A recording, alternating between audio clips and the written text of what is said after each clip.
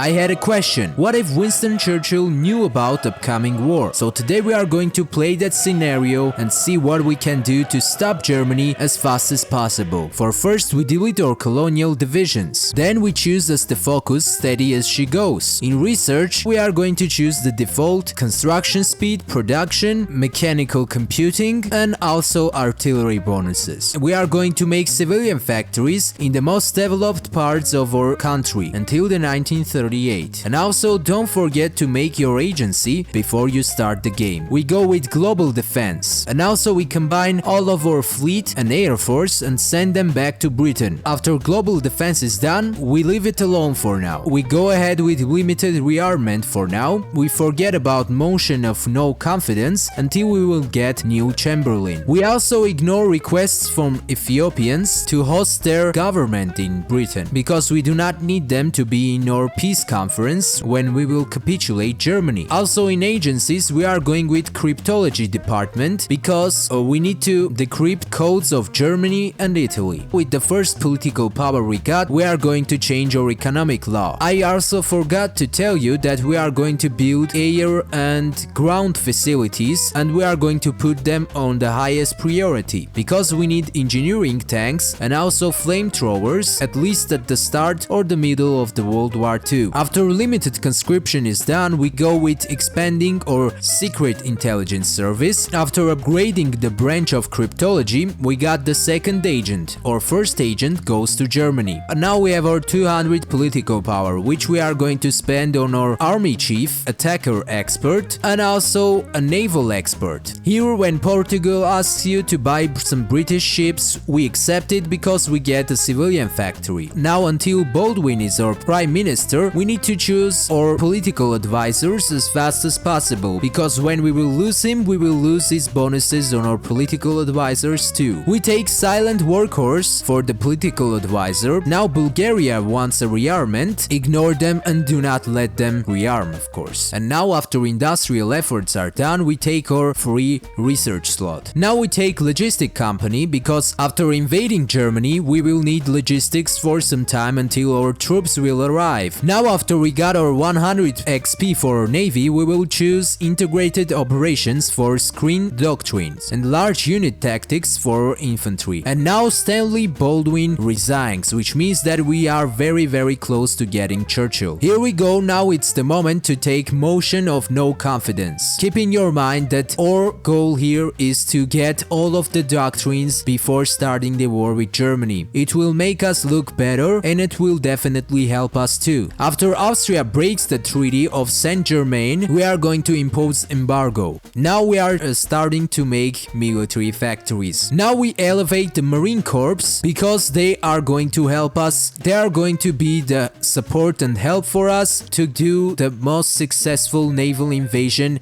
in World War II. We give refuge to Italian and German scientists. Now Germany has annexed Austria, which means that we are very close to war and we should be ready. We do not invest in Turkey. In Munich conference, we choose the first option and leave Czechs on their own. Now it's time to make our Marine division template, which is going to look like this. And also it's time to train our division. Now we can go ahead and do every man's duty. Our main naval invasion position will be Hamburg. We will try to take Hamburg as fast as possible from both sides so we can settle there and wait until our main army will come to the rescue. And now Germany declares war on Poland. We join the war in the side of Poland and also send our bombers and aircraft to France to try to bomb German industrial regions. Now our forces are ready to go. 13 divisions will land in Hamburg and also 5 more divisions will land in Lübeck to make sure that we got full dominance in this region. We expand as much as possible from our enclave now we got to make some more space for our main army to come. As you see in your screen, we are crushing the German troops and also made encirclement, and our main forces are slowly but surely arriving. We took control of 4 ports by now, which is essential for our supply problems. And also we select our air force and send them to Hamburg to ensure air superiority, to ensure that air is clean. Our divisions make a great breakthrough, manage to get to Essen, Köln, Frankfurt, Mainz and Stuttgart by taking all of the industrial important regions divisions of Germany, which is essential for their war machine to continue their job. Now our forces have advanced deep in Germany, and we also have made another few encirclements. This also buys time for Poland to reorganize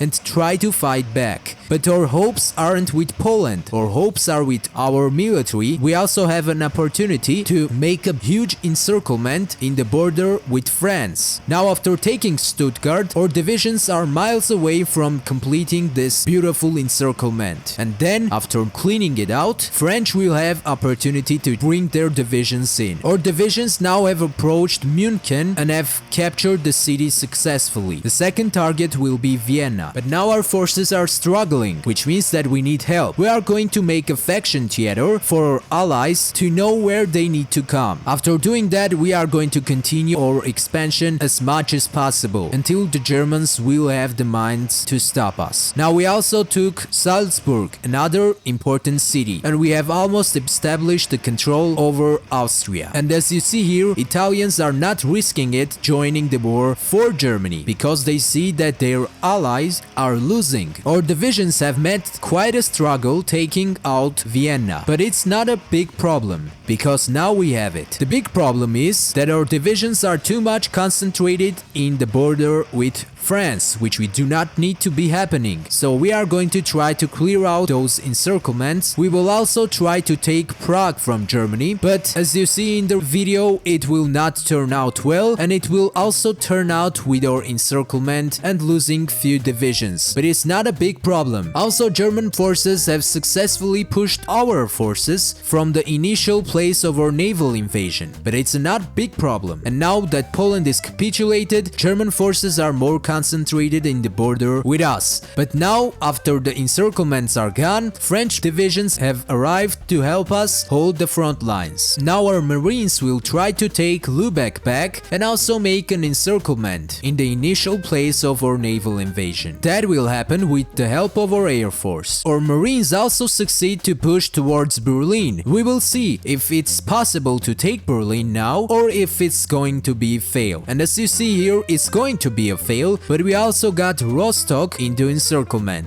But the problem is that this still is a port and they can leave. Our divisions try to make an encirclement around Berlin and capture a lot of divisions, but it ended up in fail. Germany had too much troops around Berlin, but the encirclement is still not cancelled. Our divisions make a breakthrough around Magdeburg. Now we go back to Austria, where Germans did a little breakthrough and now are facing a big encirclement around Vienna, which we are going to make for them. Now we got 6 more German divisions to worry about. Our forces did manage to capture Rostock, but lost positions around it. We are going to build an airport in Erfurt to get some more air dominance there. And now only time will tell when we will take Magdeburg. After a lot of unsuccessful trying and pushing, Magdeburg is officially captured. Now after some time we decide to make another naval invasion to Gdynia, Danzig and Königsberg to finish Germany. And also I failed to mention that we got Berlin now. That was final nail in the coffin of Germany. And now Italy has joined the war for Germany, but we are going to stop them even before they will reach important points. And there goes our naval invasion, which miserably fails without taking any kind of ports. And we again try to push to Breslau by ignoring all of military rules that we have. Ironically, it actually works out and Germany capitulates in September 24, 1940, which leaves only the small non-existent threats, and this is the final breath of Axis. We send our air force to the Alps to bomb Italian logistics, which we do successfully, and that makes them back out, which does end in our victory. And Axis is gone and World War II is ended in Allies' victory. This was it, thank you for watching and I'll see you next one. Goodbye.